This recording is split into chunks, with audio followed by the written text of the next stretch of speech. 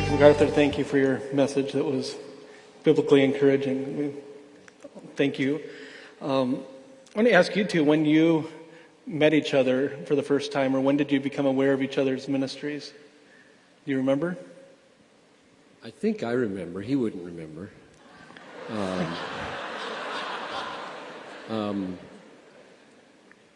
Of course, I met him at 12:30 KTIS AM or whatever. There he was, screaming away years and years ago. And I didn't like this guy. He was just too harsh for me.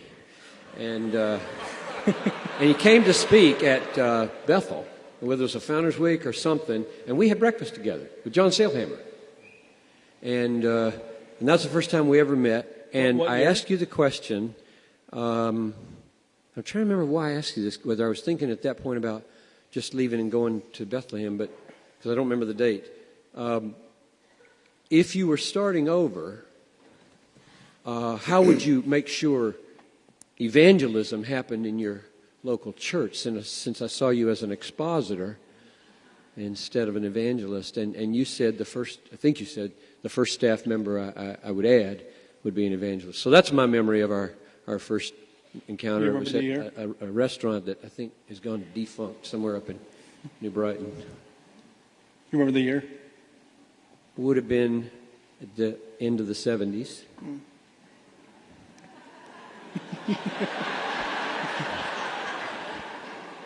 Yeah, he's right. I don't remember that. I hate to say that.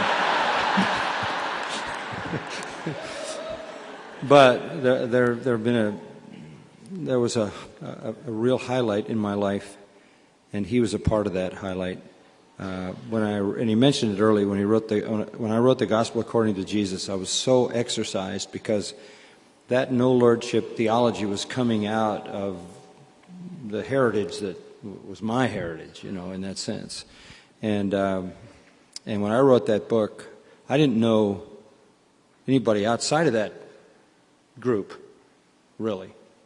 And I didn't know how this book would be received. And when Jim Boyce agreed to write a foreword, and you wrote an endorsement, that was absolutely stunning to me, because I was really not moving in Reformed circles at that time. I was a leaky dispensationalist, and that was my world. And I realized that I was much more one of you than I was one of them, So I was so overwhelmed that John gave such a good, encouraging endorsement to that. And that's when and of course from then on, I've read and followed your ministry with joy, gratitude. And another one of the little highlights in my life was when we had a little meeting down in Louisville, and John got the assignment to pray for me. And I was so blessed just to have him pray for me. I'll never forget that. You talked about your father in the beginning of your message, and I was looking this morning at the dates of your two fathers' lives, and you can correct me if I'm wrong, Dr. Jack MacArthur, 1914 to 2005, Dr. Bill Piper, 1919 to 2007. It's almost the exact same lifespan. Both doctorates, honorary doctorates from Bob Jones, both Baptists, both traveling evangelists. Just if you could both talk about the examples, the lessons that you remember specifically from your dad of faithfulness and endurance, particular things that stick out to you that have impacted your ministry and life. When you say that, I would just love to have heard your dad. I don't think I ever did. But I probably should just say a little bit and then you say a little bit. I mean, we'll keep talking, but I could talk forever about my dad. The main distinctive about my dad's evangelism is that it was so doctrinal. He was a Bible saturated in the dispensational school, but so doctrinal. which is why he was different. So he did his evangelism by developing the doctrine of regeneration, or the doctrine of hell, or the doctrine of heaven, or the doctrine of repentance. That's the way he thought. And so I grew up assuming that's the way you handle the Bible. That's what you do. Even if you do evangelism, if you shepherd a church, you take the Bible and you find what it means across its terrain and its coherency, and that's what reality is. So it was an awesome privilege to grow up in a home where my dad would leave for 2 weeks, 3 weeks. If he crossed the country in those days, 5 weeks, 6 weeks, come home for 4 days, 8 days, leave again. And just one other thing is, a lot of people, I feel like I got my back to you folks. A lot of people get bent out of shape at Dad's this or that, and I never, ever resented my father's ministry, though he was home a third of the time. Ever. It seemed like an awesome privilege to me, and I think the key there was that my mom loved his ministry. She never badmouthed him. She never said, "Where is he? I never comes home." Never was there any of that. So I just growing up, you assume Dad's got a call on his life. This is it. My job with my mom is to back him up. And when he comes home, he tells the stories of the victories of the gospel and what could be better. He also brought jokes with him. We'd sit at the table and he'd give me his latest joke. Well, again, that's a very hard thing for me to jump in. I think the thing that always stood out in my mind was how, just on a personal side, how much my dad loved my mother.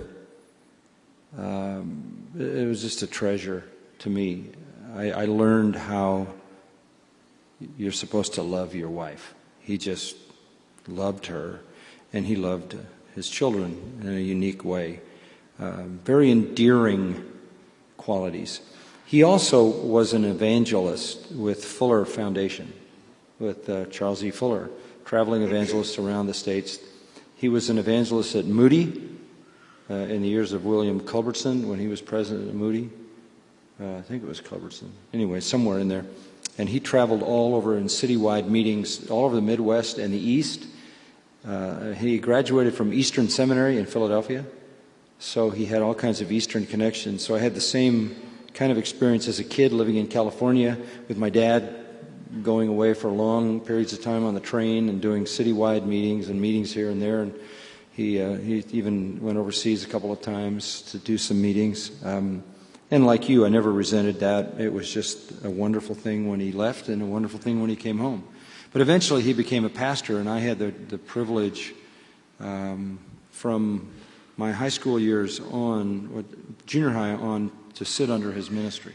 And he was an expositor through Matthew, through Romans, through John, and always with an apologetic bent. He was always leaning hard on evidences for biblical veracity, always trying to answer the critic and answer the person who had reasons not to believe the Bible. So everything was laced with that. And that became the predominant emphasis of his radio ministry in the last years. He was on the radio, Voice of Calvary, for 60-some years. So he was faithful. And he used to start the program by playing the marimba. He played the theme at the beginning and the end and preached in the middle. So my mother played the marimba for my dad. did she? Yeah. Hold 2 sticks in each hand. Yeah, that's right. And her arms would shake right here. Sorry, man. Now you're supposed to cover that up if it's doing that. I think that's going to end up on YouTube. Did your fathers both want you to be pastors? Did they ever express that desire that you would? I mean, you have 5 generations of pastors. Well, my father never put pressure on me to be a pastor. He never. He loved the ministry. He loved the church. We never had the church for Sunday dinner or anything like that. He loved the church. He loved the people in the church. He loved to preach. He loved to read and study. He was just a voracious reader. He just loved his ministry. And so I grew up with a man who loved everything he did. And And yet he never put any pressure on me because he always felt that only the Lord can do that, and he didn't want to cloud my thinking because I had such great respect for him. I think he backed far away from that. But the time came in my life through a car accident when I was 18. I got thrown out of a car and went about 120 yards down the middle of the highway and survived 3 months in bed. That was the time when the Lord really got a hold of my heart. But he'd never put pressure on me. But once I committed to that, then I became his personal project. And then he got serious. Do you remember the conversation you had when you told him you felt called to gospel ministry? Well, I don't remember the exact conversation, but somewhere around there he gave me a Bible. And he just wrote in it, "Dear Johnny, preach the word. Love, Dad." He just wanted to say one thing to me, and that was what he wanted to say. Preach the word. And we had that conversation about 2 Timothy 4, about preaching it all the way to the end and being faithful to the end, because that's how his father was, and that's the goal that he wanted for his own life. But then I was basically a football player, jock in my high school days and even in college, and he dragged me off to seminary. And he said, you got to go to seminary. You got to get serious and go to seminary, and you need to go to Talbot Seminary because there's this guy there named Charles Feinberg. You remember the name? Who was brilliant, studied 14 years to be a rabbi and was converted to Christ. 2 earned doctorates. He went to Dallas Seminary, got his THD, and president of Dallas was Chafer in those days, and he said he was the only graduate they ever had who knew more when he got there than he did when he left. So I'm not sure, I don't know what he meant by that, but that they had a negative effect on the poor guy.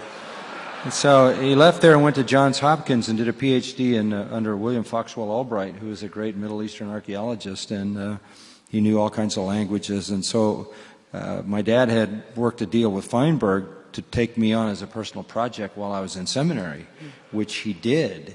And he gave me books, and this is a quick story.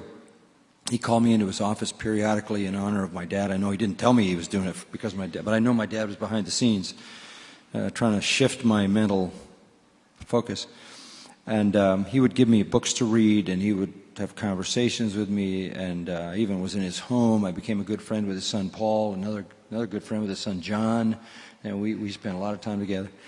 I had to preach my first year in seminary, and in chapel before the whole student body, and he chose the text, and he gave me 2 Samuel 7, the great Davidic promise. And, I preached on presuming on God.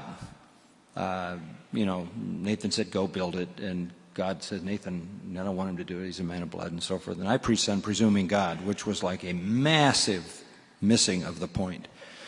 Because the point was the Davidic covenant, not presuming on God. That was trivial. So... And he pointed that out. When I finished, he gave me a sheet, and he wrote in red, "You missed the entire point of the passage. See me in my office." And I went into the office, and I'm telling you, he shredded me as only he could. And, that was the greatest lesson I ever learned. It really was. To get the point of the passage is it's all we're asking out of you. That's all we're asking. We don't want your creativity. Just get the point of the passage. So when he went to be with the Lord some years ago, his family called and asked if I would speak at the funeral. So I guess somewhere along the line, he told somebody that he thought I was getting the point of the passage. They felt free to ask me to speak. John, do you remember the time when you wrote a letter to your father telling him about your decision to go into pastoral ministry? Is that right? My dad never, in my memory, urged me to be a pastor. In fact, when I chose to leave teaching in 1979 and head to the pastorate, he wrote a page and a half to dissuade me. Because after being in 1,000 churches, he was afraid for me. He just said, you have found your niche. I wanted to name you Peter, but your mother wouldn't let me name you Peter Piper.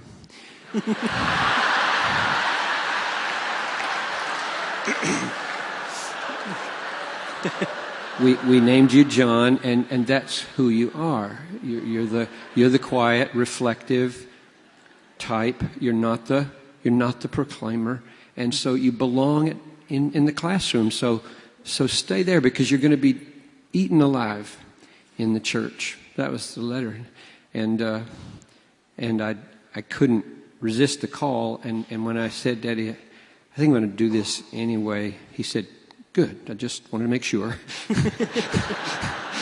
That was the approach that he took. He took that exact same approach when we were about to adopt a little girl when I was 50 years old. I said, I'm going to adopt a little girl. He wrote me a page and a half letter. That's the stupidest thing you ever did in your life. You're 50 years old. The kids are gone. What in the world are you doing?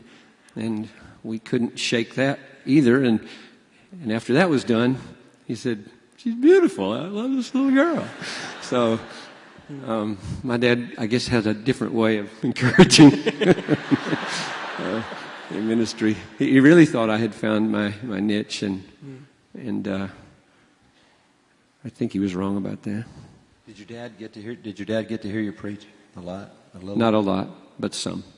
Yeah. Yeah, not much. You were 34 when you came to Bethlehem? That's right. And you were 30? 29. 29. So if you could go back now and talk to the 34-year-old John Piper, the 29-year-old John MacArthur, knowing what you know now, what do you think would be the most important thing to tell you on the front end of your ministries? Well, it's clear to me that the most important things would have to do with my children and my wife and not the church. I don't think I would do anything basically differently at Bethlehem.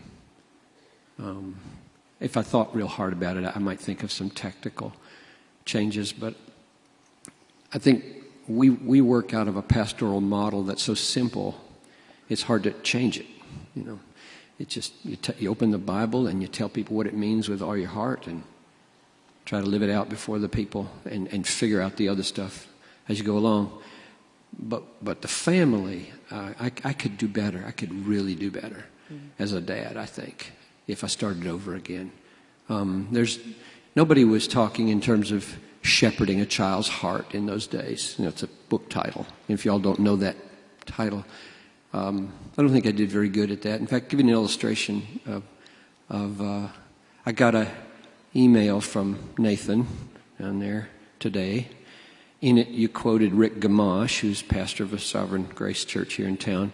And Rick had done my class for me last Thursday and had told these guys about questions that he asks his children to draw out their heart. And I read those 10 questions or so. I copied them down. I sent them to all 4 of my sons. They've all got kids, and I don't want them to do as poorly as I did.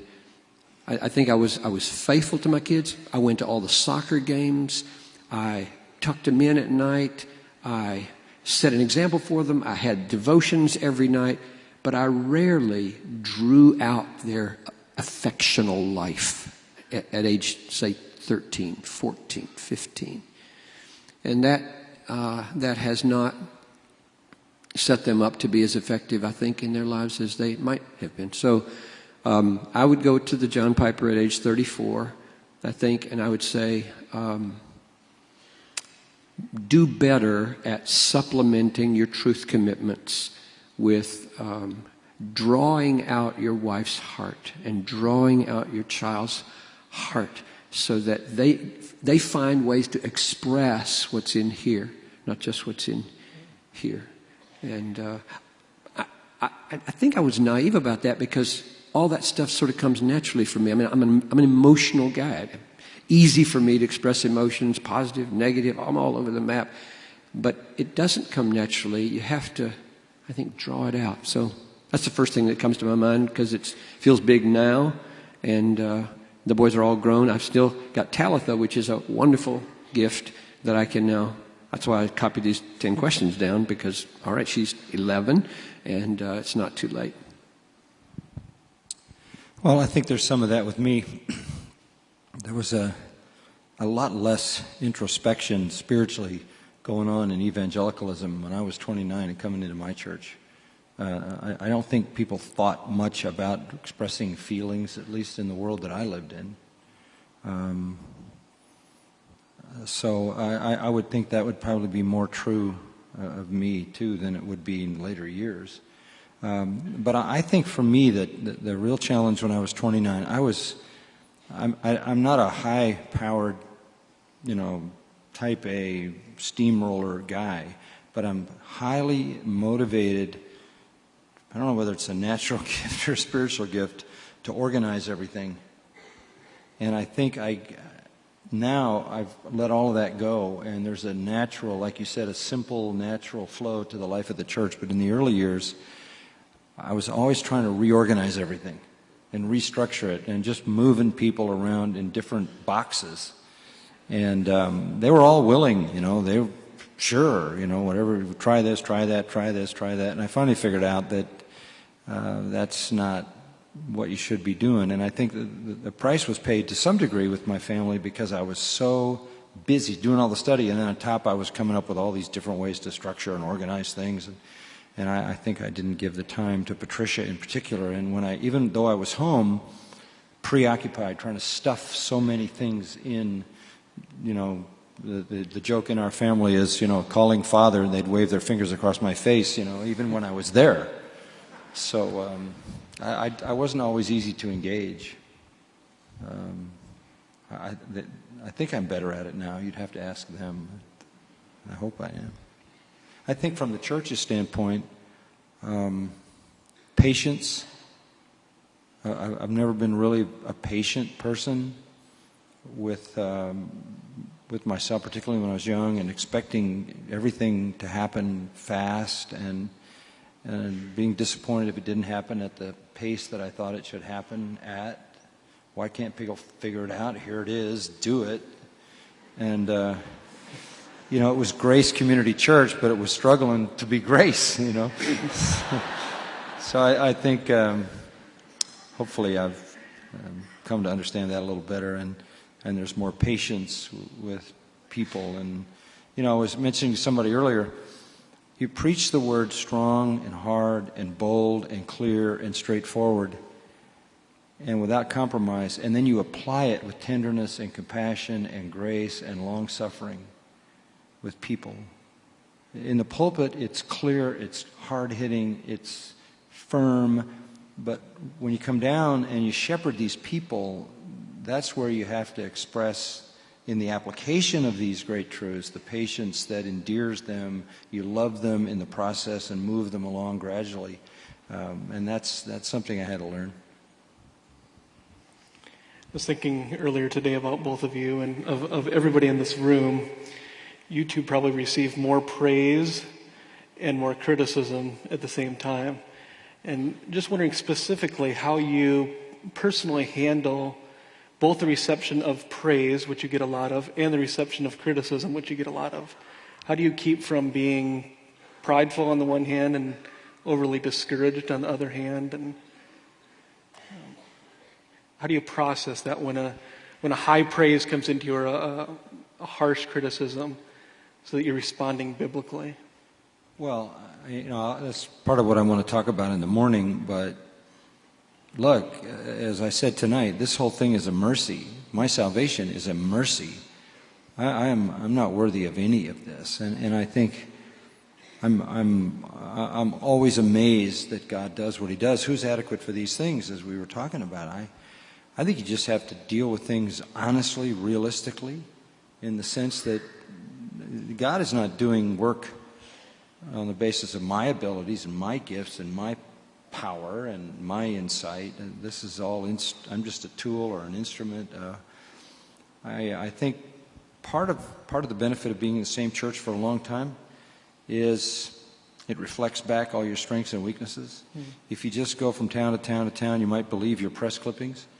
But if you have to live continuously with the failures, with the inadequacies, with the weaknesses in your own life that show up reflected in your people and your family and your kids. And I think there's something real about that. I think it helps to have a wife who knows that praise can be harmful, and without deciding that she's going to be a thorn in the flesh, she can also be the one who pulls you back to reality. But I think, when I'm just grateful. When people say kind things about me, I know that they're responding to the teaching of the Word of God and the work of the Spirit through the Word. And I'm just grateful. It always surprises me, and I'm grateful. On the other hand, criticism, I decided a long time ago not to try to defend myself. If the truth were known, I can't defend myself at some points. If you happen to pick the one where I could, I don't want to get in a situation of trying to portray some kind of perfection or answering every critic. I mean, we all have weaknesses. I have errors in my theology. I don't know where they are. If I knew where they were, I would change them, but I don't know where they are. I'm working on it. But I think from the negative side, I just refused many years ago, long years ago, 25 years ago, I refused to defend myself. I just try to do what I do and be faithful and do it and let my life and ministry speak for itself and not run around and try to answer every accusation, every criticism that comes. I understand that they're out there. I don't look for them. If they come, I'll write a letter sometimes that'll say, thank you for causing me to examine my own heart. I appreciate what you've said, and I want you to know that I took it seriously. Thank you. That's about it. So, because those kinds of things, as I'll say tomorrow, you need to embrace those kinds of things, because those things keep you, work to keep you humble. Yeah, I would just make sure we hear both sides of the word mercy. If praise comes, the doctrine of God's sovereign mercy means that you must channel all the praise to Him, because without Him, nothing would be happening of any eternal significance. So sovereign mercy pulls the plug on the compliment terminating here.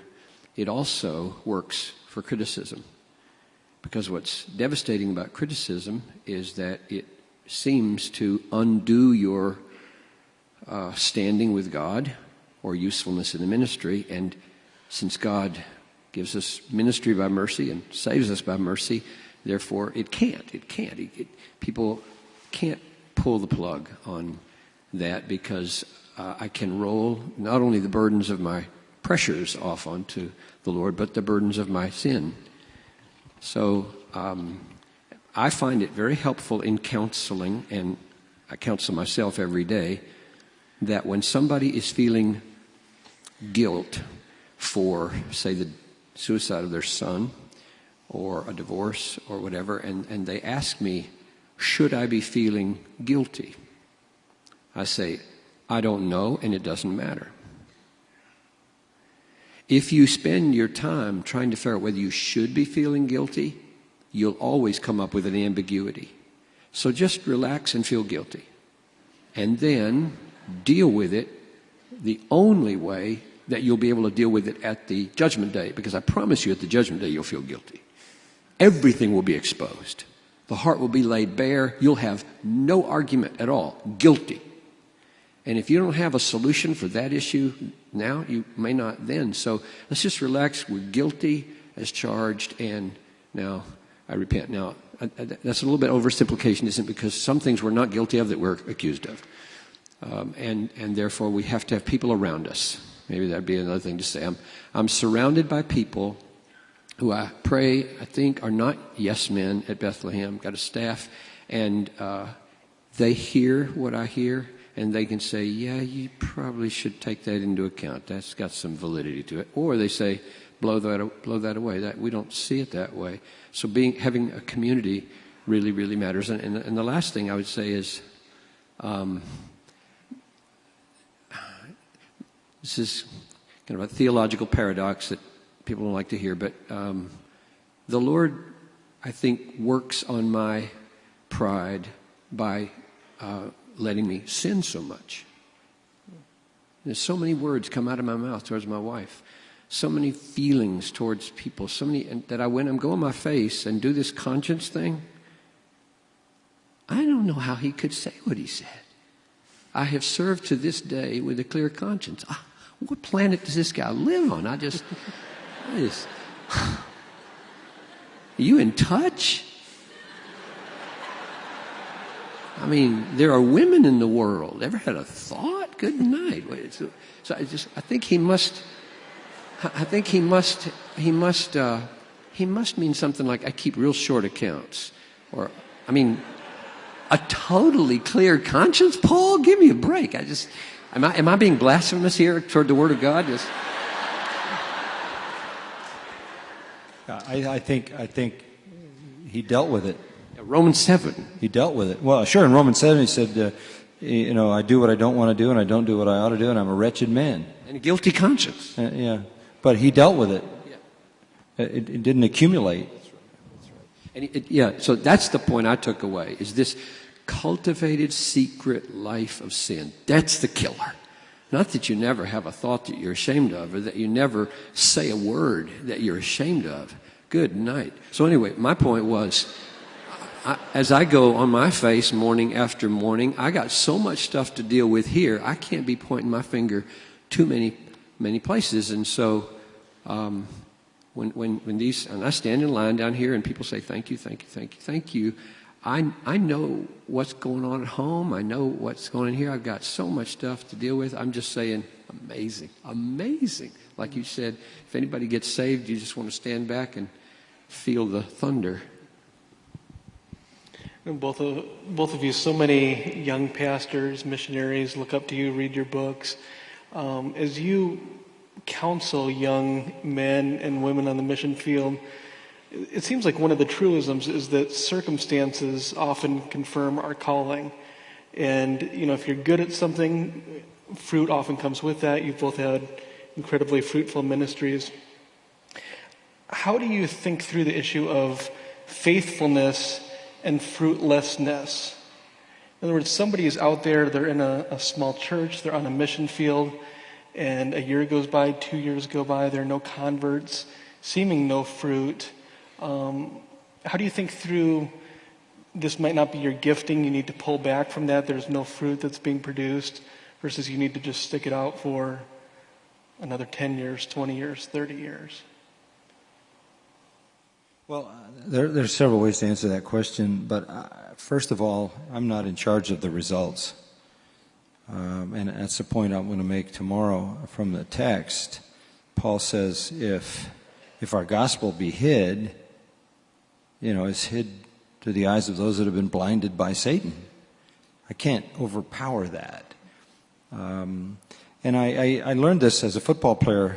I wanted to win the game. Always wanted to win the game. That was the whole point of playing. You don't play to lose, you play to win. So that was a given. But I couldn't guarantee the win because there were 11 people on the other side of the ball trying to stop me from doing what I wanted to do, and 10 people on my own team who sometimes didn't do the right thing either. So there was way beyond my capability to achieve the end. So at some point I determined that all I could control was effort. I could not control outcome. And early in the first year or so at Grace, I had this little kind of motto that I use: if you concentrate on the depth of your ministry, God will take care of the breadth of it.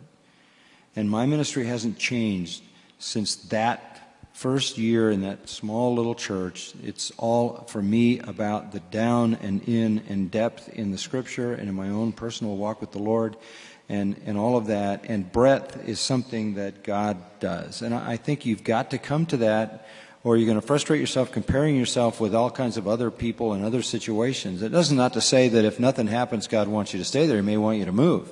But that becomes a personal decision to be made with much prayer and perhaps some counsel. But I think we have to be content with effort. and leave outcome to the Lord. And that's where you're going to find your contentment. And it's like anything else. If you're only content with numbers, then no number will bring you contentment. Because there'll always be somebody who has more, somebody who's more popular, somebody who's more well-known. There's a new fair-haired guy that's attracting the Christian interest. You've got to focus on the issue of faithfulness at the effort to which you've been called. Again, back to the idea of the mercy, and just realize that God rewards that faithfulness.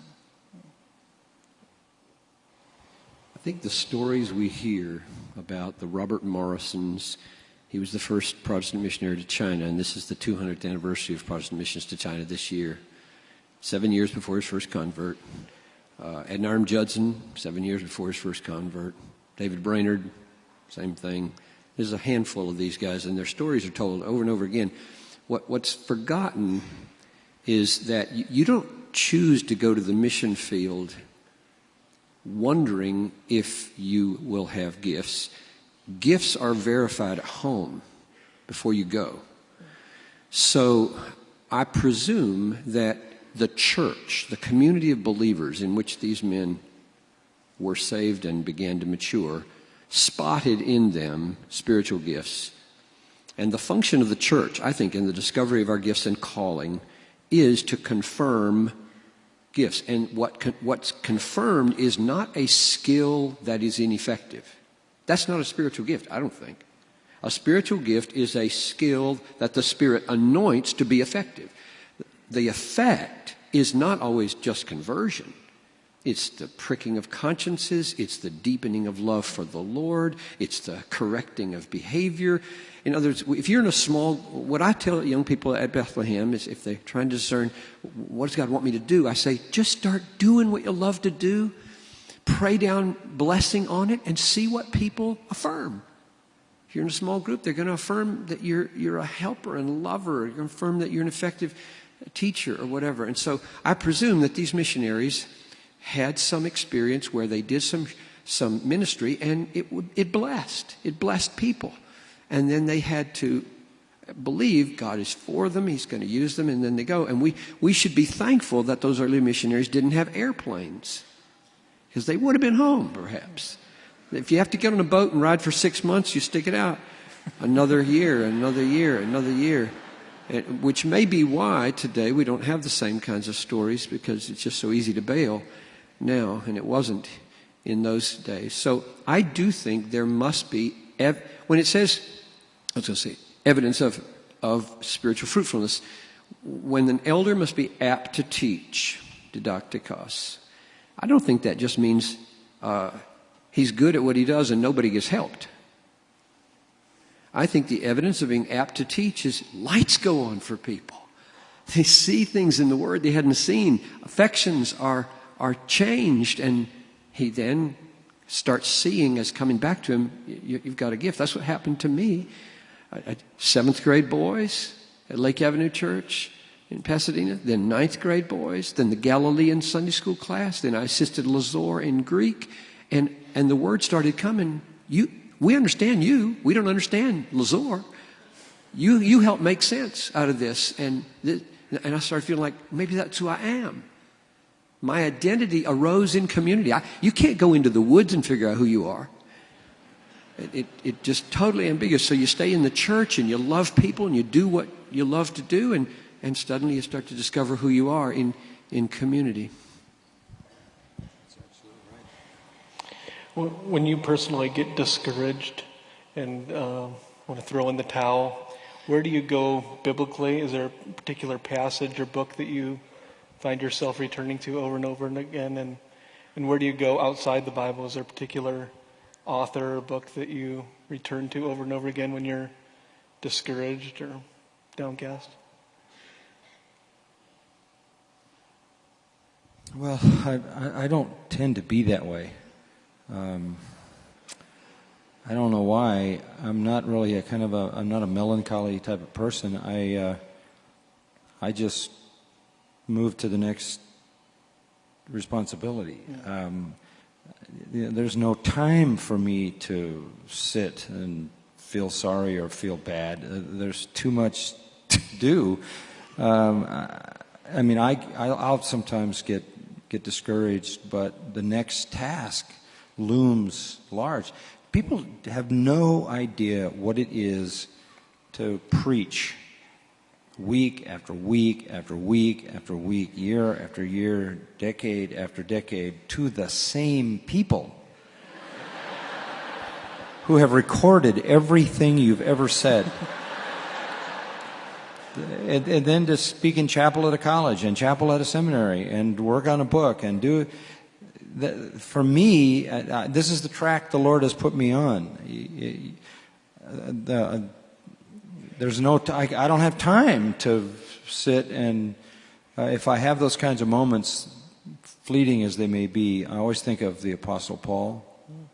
Or I think of some of my personal heroes. My mind often goes to William Carey when all of his manuscripts burned. Or it goes to Tyndale, who is a particular treasure in my mind, who's sitting in prison, about to die, and wants somebody to bring him the needle and thread so he can sew up his leggings because he's cold. I've stood by Robert Morrison's grave and cried in China. So I think of, it's not a long process for me because there's just a relentless... I preach Sunday morning one message, Sunday night another message, and usually every week somewhere else another time. So, in one of our ministries. So, I don't seem to have time to let those things get me down. And every new opportunity, when I prepare a message, I am so still to this day, if not more, infused with the thrill of what I've learned and the eagerness to preach that it drags me past whatever the and I even when I preach a really dumb sermon and all I want to do is hide somewhere, the sooner I can start working on next week, the better, because I will leave that behind and I will move into that new opportunity and for me it's just getting into the Word and digging down and discovering what I need to know for the next ministry. The Lord's wired you a little differently. Yeah, we'll take heart. Not everybody's like that. I know that. Yeah, and you're very fortunate. So here's one guy who gets really discouraged. And I got plenty of time to get discouraged. Anything.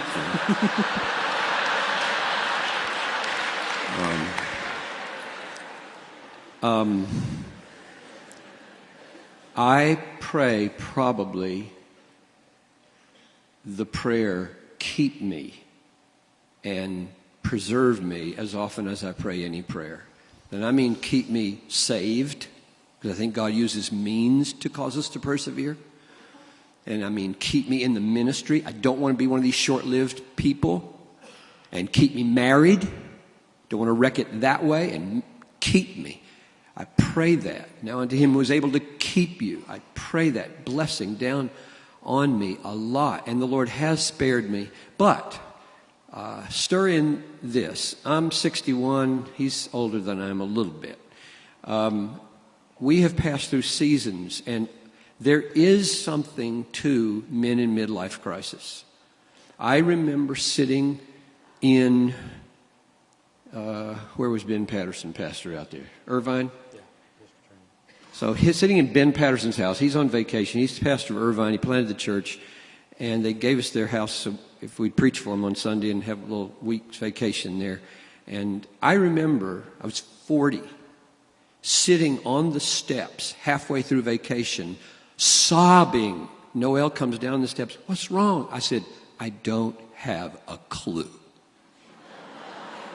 Sounds like PMS.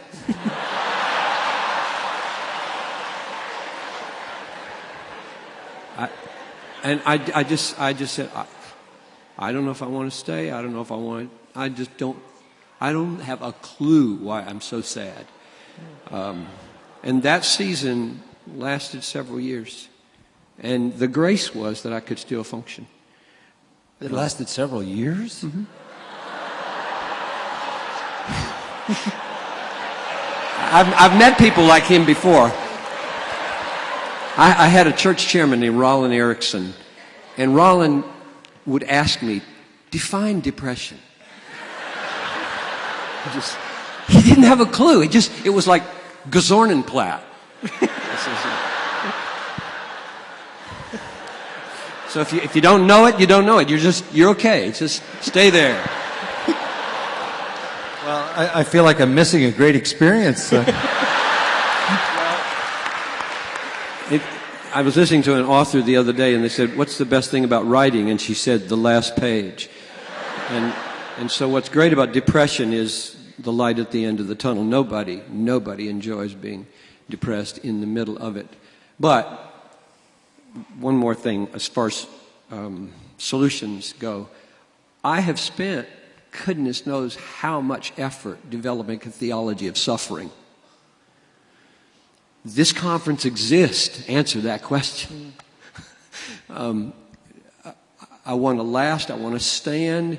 I want to get through the discouraging times. I want to help you not be fickle, wishy-washy, drop out, trade your life away, swap wives, leave jobs, trade churches. I just don't want you to be that way. So make a conference.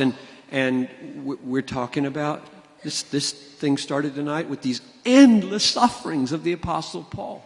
So he said, I go to Paul and I say, amen, me too. I look at I look at 2 Corinthians 1:9. We were so unbearably crushed. That was to make us rely not on ourselves, but on God who raises the dead. And I preached that to myself. Here I am feeling that way. I feel like, it's so nice to go to heaven right now. Just let me go to heaven. Noel can take care of Talitha. It'll all work out. Just let me go. And at that moment, if the answer comes back no, if your heart just keeps beating, then you have to do theology. And I'm wired that way anyway. I do theology. I say, God struck Paul down in order that he might not rely on himself, but on the God who raises the dead. He wanted him to be desperate. So you're desperate, so he must have a purpose for you. And I just preach myself through a theology of suffering back into, I hope, more usefulness. So just keep on working on your sovereignty of God peace and your evil of the world peace. That's the greatest issues in life. How can God be sovereign and there be so much horror in the world, including the horror in your own life that's making you so discouraged? What encourages... This man has known much suffering. It just doesn't tend to come from within. It comes from without. I think it's not the things I feel, it's how that processes in me. Because all of the spiritual battles, all the disappointments, all the griefs, all the heartbreaks, I don't know, I'm wired to deal with those in a different way. I can't imagine just sitting and crying and not knowing why I was doing it. But that's not to say that I don't feel the same longings on the inside. It's how they get processed, I think. Because the spiritual battle for me is the same as it is for anyone. And I feel at this point in my life, in many ways, that I've escaped by the hair of my chinny chin chin. That I'm here, but there could have been 1,000 points at which, through my life, it all would have been ashes. It's not to say that that's not a reality or that I'm not aware of that. It's the way I deal with that is different. I don't know why. It's just the way I'm wired, I guess. As you both think back on your ministries, or when you die someday, how do you want people to remember you? What do you want them to say about you? What do you want to be known for? Do you ever think about that? Yes.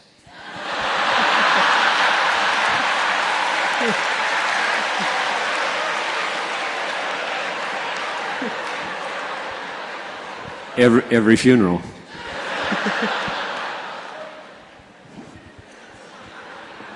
So having thought about it more than he has, I'll give you some time. I'm not trying to plan my post-death No, world. this is not a plan. You don't get to plan it. No. But you do get to think about it.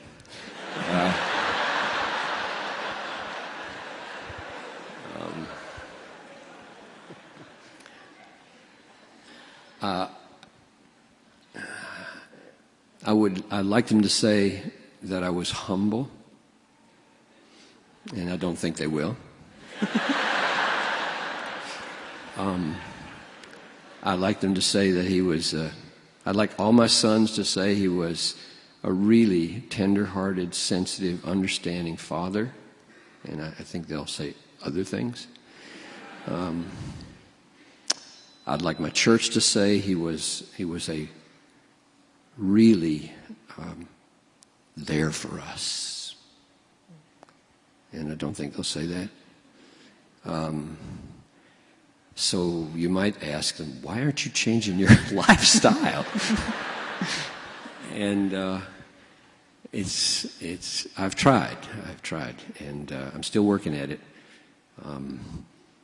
But if they say that he was a means to many people getting a passion for the supremacy of God in all things, for the joy of all peoples through Christ, I'll be okay if that's on the tombstone. I really think that, Paul said, what man says is going to count anyway. One person's verdict is going to matter. So whatever is written on the tombstone will be of small consequence compared to the judge at the last day. And I think what he'll look for is evidence that I was cleaving to Christ for my righteousness and my punishment.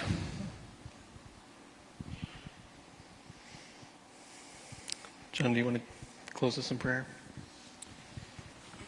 Father in heaven, we feel a great need for you, and we love grace.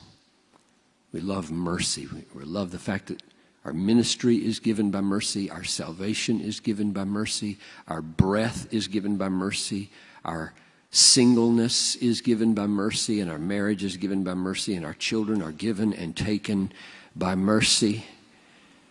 We are a people who eat and drink and sleep and breathe mercy. And this is the way we would have it be. You exalt yourself to show mercy. And we're happy to be the beneficiaries while you get the glory and you get the praise and you get the name. We get the joy. Let's give us the rest we need tonight, I pray, and strengthen John MacArthur for tomorrow's ministry, and Randy Alcorn and Jerry Bridges and Helen Roseveare. We're eager to meet with you again in your word tomorrow. Through Christ I pray. Amen.